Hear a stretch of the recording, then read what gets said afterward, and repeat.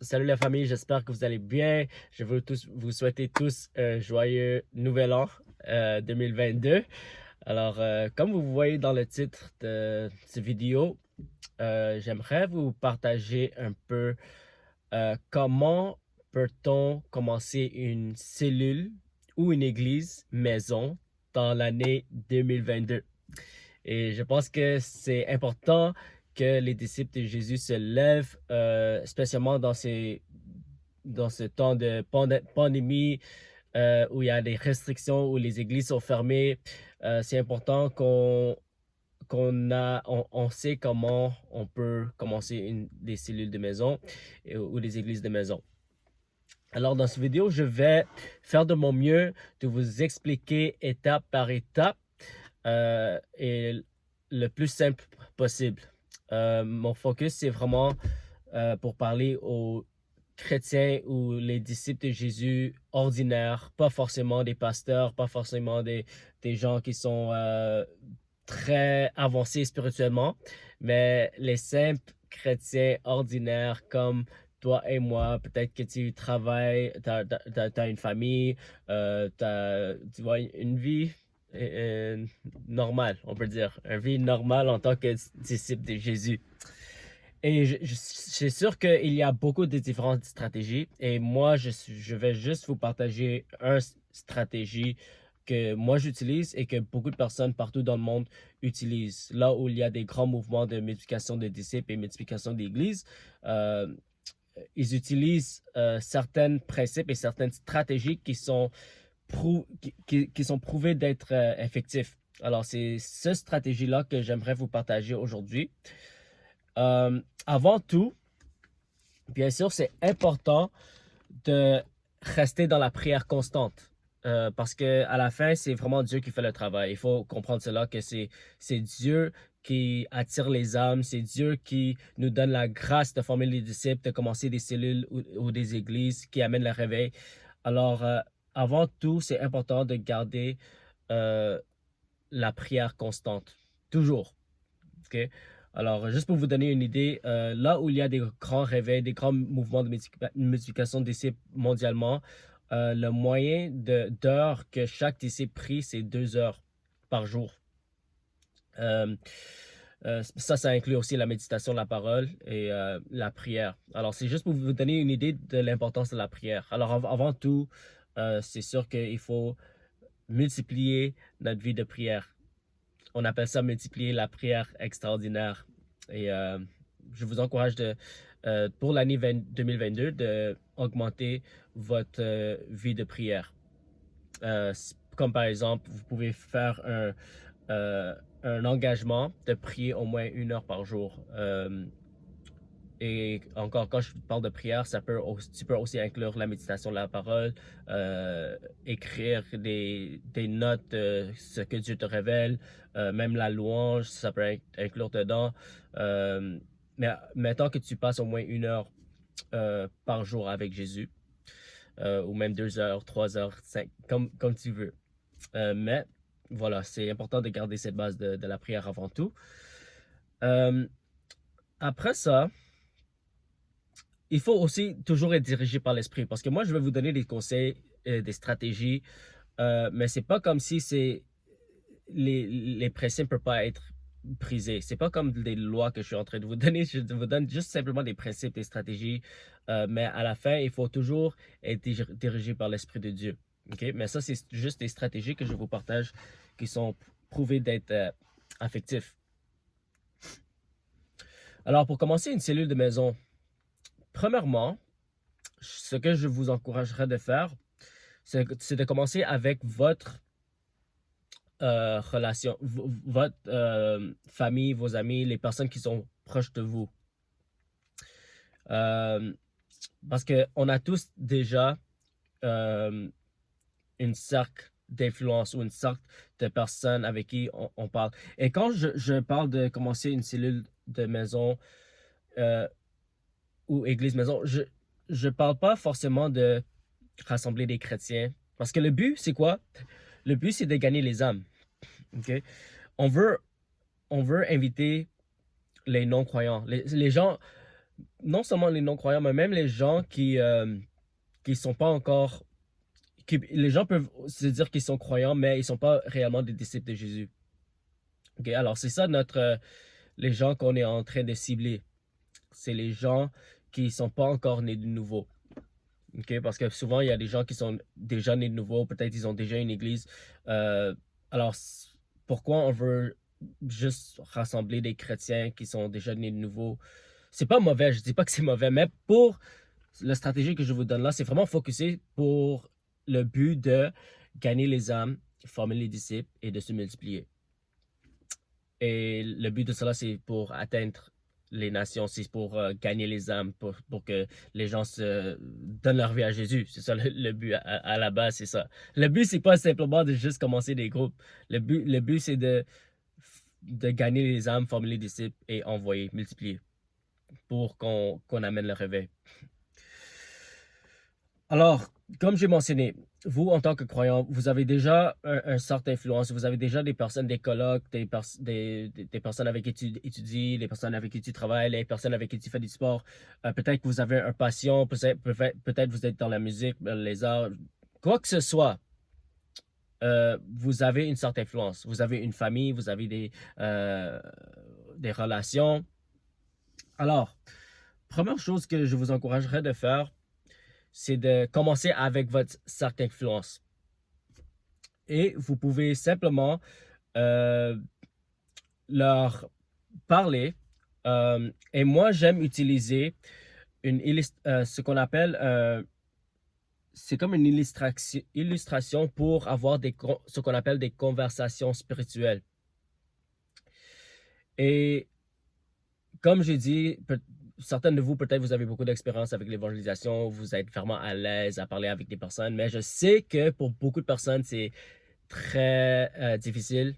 Même pour moi, j'avais beaucoup de misère à avoir des conversations spirituelles avec les gens. Mais il y a une méthode quand même simple et je vais essayer de mon mieux d'expliquer cette méthode-là. Déjà, si vous avez une relation avec la personne, vous avez déjà un avantage parce qu'ils te connaissent, ils seront déjà ouverts à une conversation avec toi. Euh, mais je vais vous donner, je vais essayer d'expliquer un peu. C'est comme c'est une illustration que j'ai même un document que je peux vous montrer. Mais là, j'essaie juste de simplement expliquer. Mais il y a 4 étapes pour avoir une conversation spirituelle. Euh, Premièrement, la première étape, c'est d'avoir ce qu'on appelle une conversation normale.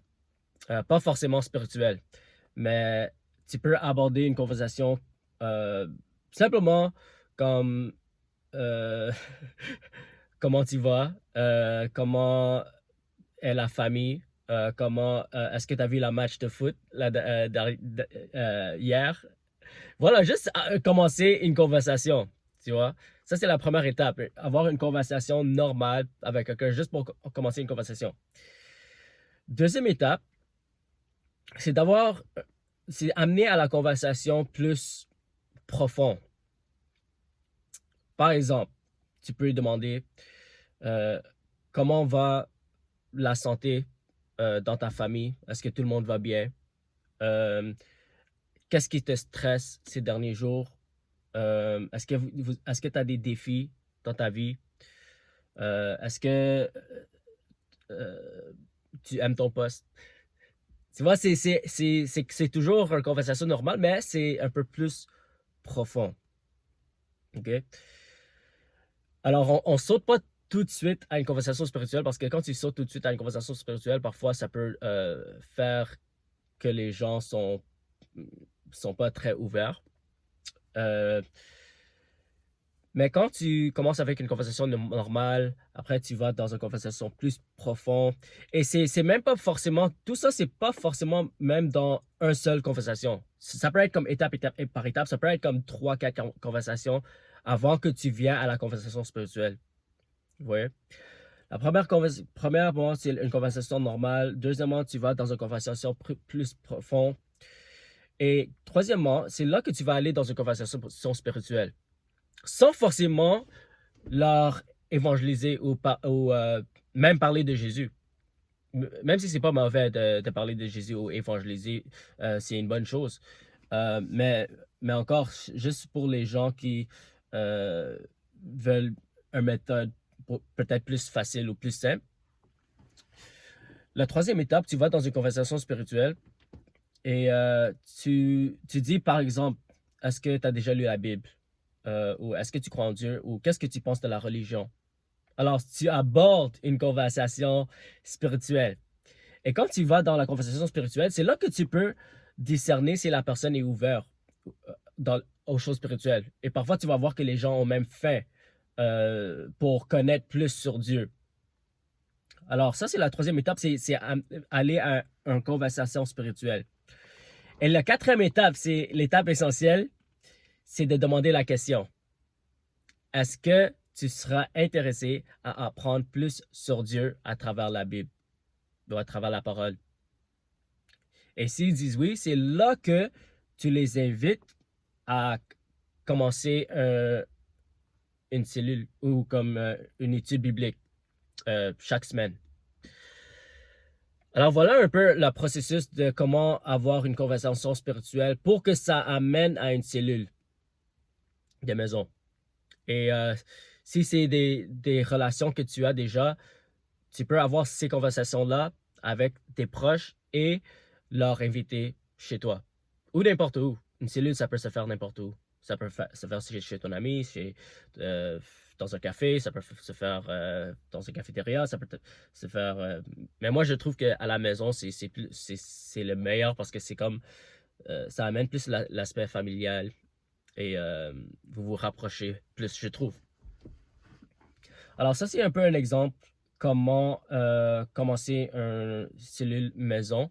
Et c'est important aussi de comprendre que ça prend la persévérance. C'est pas facile. C'est pas quelque chose qui va forcément venir très, très facilement. Peut-être que oui, mais parfois ça prend beaucoup de persévérance. Parce que la réalité, c'est que pas tout le monde va accepter. Pas tout le monde va ont le désir de se réunir chaque semaine. Alors voilà un peu euh, comment on peut commencer une cellule de maison. Mais après, comment est-ce qu'on peut diriger la cellule de maison? OK? Alors encore, je parle aux gens qui n'ont pas d'expérience, je parle aux gens qui ne sont pas pasteurs, qui peut-être, même si tu n'as pas lu toute la Bible ou tu n'as pas beaucoup de connaissances, n'importe qui peut utiliser cette méthode. Et encore, ça, c'est juste une méthode que vous pouvez utiliser si vous voulez. Et aussi, il faut se rappeler, il faut toujours être dirigé par l'esprit. Mais ça, c'est une méthode qu'on appelle un groupe de découverte. La méthode de groupe de découverte. On appelle ça des études de groupe de découverte. Et cette méthode, c'est vraiment pour atteindre les non-croyants ou les gens qui ne sont pas encore nés de nouveau. Et c'est basé sur 7 questions. Et c'est très simple. Et si vous regardez sur YouTube, je vais essayer de mettre toute cette information dans la description là. Alors, quand vous vous réunissez, si par exemple tu as invité tes amis, ta famille, les gens qui sont ouverts à avoir une étude biblique chaque semaine, là, tu as juste à poser ces 7 questions-là. Première question. De quoi êtes-vous reconnaissant cette semaine? Alors, tout le monde va partager de quoi ils sont reconnaissants. Même pas forcément reconnaissants envers Dieu, mais reconnaissants en général. Parce que rappelez-vous que dans ces groupes-là, on focus sur les non-croyants, les gens qui sont même pas encore nés de nouveau, qui connaissent même pas Dieu encore. La deuxième question, on se pose, tu vas demander, c'est quoi les défis que tu as eu cette semaine? Ou qu'est-ce qui vous a stressé cette semaine?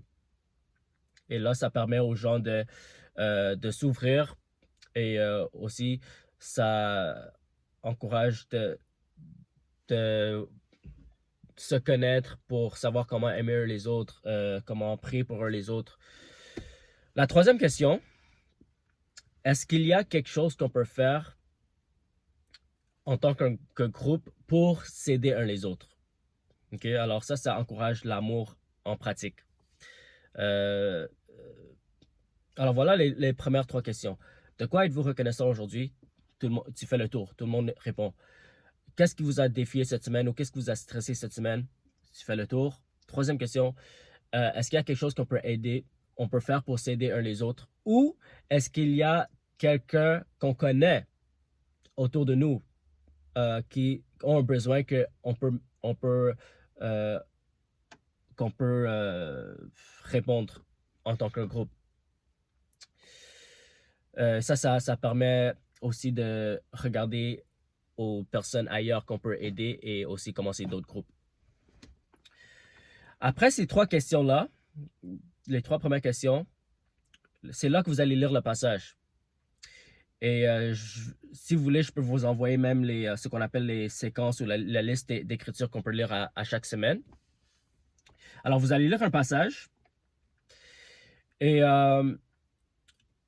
quand vous lisez le passage, tu peux encourager au moins 2 personnes de lire le passage dans 2 traductions différentes pour assurer que tout le monde comprend. Et après que les personnes lisent le passage, tu vas demander à chaque personne de paraphraser ou de résumer le passage dans leurs propres mots. Chaque personne va redire le passage dans leurs propres mots pour assurer que tout le monde comprend le passage. Et ici, c'est très important que personne interprète, que personne ajoute leur opinion, que personne amène même des autres passages de d'autres écritures. Pourquoi? Parce que on veut que ça soit focusé sur le passage, on ne veut pas dévier, on ne veut pas aller dans les fausses doctrines, on ne veut pas aller dans des débats, on veut simplement focuser sur le passage qu'on a lu. Et aussi, quand il fait ça, ça permet que ce groupe est facile à dupliquer. Pourquoi? Parce que n'importe qui peut faire cela. Tu n'as pas besoin d'avoir de la connaissance de la Bible, tu n'as pas besoin d'avoir l'expérience, tu n'as pas besoin d'être un pasteur. N'importe qui peut faire ça. Tu vas simplement demander à chaque personne de résumer le passage dans leurs propres mots, sans enseigner. Une chose qui est importante dans cette stratégie-là, il n'y a pas d'enseignement. Personne enseigne, on laisse le Saint-Esprit enseigner à travers la parole de Dieu et on focus simplement sur le passage qu'on lit ce jour-là. Pourquoi? Parce que dès que tu enseignes, les gens vont te regarder comme si tu es un expert et après, on va se dépendre sur toi et après, le groupe va se dépendre sur toi et après, ça va être très difficile à se multiplier ou de commencer d'autres groupes. Parce que le but, c'est pas seulement de commencer une cellule, mais que cette cellule se multiplie et que les disciples forment les disciples qui forment des disciples et que ça multiplie comme ça. Mais si toi, tu commences à enseigner, tu amènes ta connaissance, et là, les gens vont te regarder comme l'expert et ils vont se dire comment je ne pourrais jamais diriger une étude biblique comme lui. Parce qu'il a trop de connaissances, il a trop d'expérience. Mais si tu gardes ça simple et tu gardes les principes, ça permet à la multiplication beaucoup plus facilement. Alors, chaque personne va redire le passage dans leurs propres mots. Après les 4 dernières questions, tu vas demander qu'est-ce que ce passage nous dit sur Dieu. Alors, tout le monde va répondre à la question. Si Jésus est dans le passage, tu peux reformuler la question. Qu'est-ce que ce passage nous dit sur Jésus? Parce que si tu dis qu'est-ce que ce passage nous dit sur Dieu et Jésus est dans le passage, ça peut amener tout un débat sur la Trinité. Alors, tu peux reformuler. Si Jésus est dans le passage, tu peux dire qu'est-ce que ce passage nous dit sur Jésus? Après cette question, tu vas demander qu'est-ce que ce passage nous dit sur les hommes ou sur les personnes? Et ça permet aux gens de voir l'état de pécheur des hommes. Après cela, tu vas demander comment peut-on appliquer ce passage dans la semaine? Et c'est très important qu'on pose cette question parce que l'essentiel, c'est qu'on obéit la parole de Dieu. On met la parole de Dieu en pratique. Alors, tu vas demander comment peut-on mettre ce passage en pratique durant cette semaine? Et c'est important que chaque personne écrit leur engagement pour la semaine. Parce qu'on ne veut pas juste se réunir pour se réunir, juste pour lire la Bible. Parce que ça c'est pas ça le but. Le but, c'est qu'on forme des disciples qui obéissent à Jésus, pas juste les auditeurs de la parole. Alors, c'est une question importante. Comment peut-on obéir ce passage cette semaine? Et tout le monde écrit. Et leur engagement doit être mesurable. Tu peux pas juste dire, ah, je vais prier plus cette semaine, ou je vais lire plus cette semaine, ou je vais être plus gentil cette semaine. Non, ça doit être quelque chose de très mesurable. OK? Alors, si tu veux prier cette semaine, OK, combien d'heures tu vas prier cette semaine? OK, je vais prier pour 1 heure mercredi à 9 heures du matin. Par exemple, c'est plus mesurable. Deuxièmement, euh, comment... euh, désolé. Alors, la dernière question. Alors, rappelez-vous, dans l'engagement, il faut que ça soit mesurable. Moi, j'aime utiliser l'acronyme SMART. Ça veut dire spécifique, mesurable, action, réelle et temps. C'est comme dans un temps spécifique. Pas juste comme, ouais, je vais faire ça cette semaine. Si tu vas faire quelque chose, si tu vas être gentil, c'est quand que tu vas, c'est avec qui tu vas être gentil et quel jour et à quelle heure. Juste que ça soit mesurable et on peut être redevable la semaine prochaine. On peut se poser la semaine prochaine, est-ce que tu as fait ce que tu t'as dit que tu allais faire? La dernière question, c'est quoi? C'est avec qui vas-tu partager ce passage cette semaine? Alors, un des buts pour lequel on paraphrase, on résume le passage, c'est pour nous aider à partager la parole. Parce que rappelez-vous, ça, c'est des personnes qui ne sont pas encore nées de nouveau. Peut-être qu'ils n'ont jamais lu la Bible. Mais quand tu paraphrases un passage, ça te permet de comprendre le passage, mais aussi ça t'aide à pratiquer, à partager la parole. Parce qu'on veut déjà, dès le début, former les gens à évangéliser, à partager la parole et commencer d'autres groupes. OK? Alors, la dernière question, tu demandes avec qui tu vas partager ce passage cette semaine. Et c'est important que tout le monde écrit le nom de la personne. OK? Alors, les dernières deux questions, c'est, je dirais, les questions plus importantes parce que c'est les questions d'engagement et ça amène l'obéissance. Comment tu vas appliquer la parole et avec qui tu vas partager. Et plus que les gens obéissent la parole, le plus qu'ils deviennent des disciples obéissants. Et aussi, ils partagent dans la semaine. Alors, dès le début, ils sont enseignés à former les disciples et commencer d'autres groupes. Et ils peuvent dupliquer le même processus que je vous ai expliqué, les 7 questions de groupe de découverte. Alors, voilà un peu la méthode que moi j'utilise, que je trouve très efficace et que beaucoup de personnes utilisent et que ça a amené beaucoup de réveils, beaucoup de groupes qui ont commencé dans les maisons et, et, et beaucoup de personnes mondialement ont utilisé cette méthode et il y a des millions de personnes qui ont donné leur vie à Jésus à travers cette méthode-là. Alors voilà, j'avais à cœur de vous partager ça et je vous encourage de faire un but de commencer une cellule dans l'année 2022. Et encore, ça peut prendre la persévérance, mais si tu pries et tu mets ces principes en pratique, tu peux le faire. N'importe qui peut le faire, même si tu n'as jamais lu la Bible, même si tu n'as pas d'expérience, même si voilà, tu te sens pas qualifié. Les gens qui ne se sentent pas qualifiés sont les plus qualifiés pour Dieu, je dirais. Parce que Dieu aime confondre les sages. Et voilà. Alors ça, c'est une méthode que tu peux utiliser pour commencer un groupe maison. Alors, si vous avez d'autres questions par rapport à ça, n'hésitez pas à me contacter. On a toute une formation sur ça. Alors, si vous êtes intéressé à faire la formation, on appelle ça une formation de multiplication, mouvement de multiplication de disciples. Et on fait ça à chaque quelques mois. Alors, si vous êtes intéressé et j'ai assez de personnes, je peux commencer une formation. C'est une formation de 8 semaines. Et on va vous expliquer vraiment étape par étape comment former les disciples, implanter des églises et amener le réveil dans ta ville, dans ton pays et dans les nations. OK? Alors, je vous ai expliqué un peu comment faire une cellule avec vos amis et votre famille. Et je vous encourage, si vous voulez même écrire une liste de personnes avec qui tu vas contacter et avoir cette conversation spirituelle pour commencer ce groupe ou cellule de maison. Et voilà. Et si, par exemple, personnes dans ton entourage sont intéressées, la Bible nous dit que la moisson est mûre et il y a plein de gens en dehors qui sont intéressés. Alors, vous pouvez répéter la même formule que je vous ai expliquée. Avoir des conversations spirituelles avec les personnes et comment tu peux avoir accès aux personnes, aux non-croyants ou les personnes que tu ne connais pas. Les moyens sont illimités. Tu peux faire à travers le sport. à travers tes passions, à travers ton travail, à travers ton école. Tu peux joindre un club de chess, d'échecs, je sais pas. N'importe quoi, c'est vraiment illimité. Si tu as une passion, utilise cette passion pour gagner les âmes, pour avoir accès. Je vais vous donner une stratégie que moi et nous, on a commencé à utiliser. J'ai commencé à mettre offrir des bibles gratuits sur l'Internet. Je ne sais pas si vous connaissez Marketplace sur Facebook. J'ai mis Bible gratuit, livraison gratuite. Et j'ai eu plein de gens qui m'ont contacté. Et par cette stratégie, j'ai pu amener les Bibles gratuits chez eux. Et par la grâce de Dieu, j'ai pu commencer plusieurs groupes de découverte. Et j'ai simplement livré la Bible. J'ai dit, est-ce que je peux prier pour toi?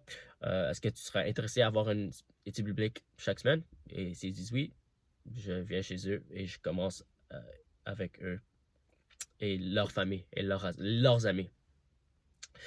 Alors, je pense que je vais arrêter la vidéo maintenant, mais peut-être dans la prochaine vidéo, je vais vous expliquer la stratégie de Jésus, comment gagner les âmes à travers les stratégies des personnes de paix.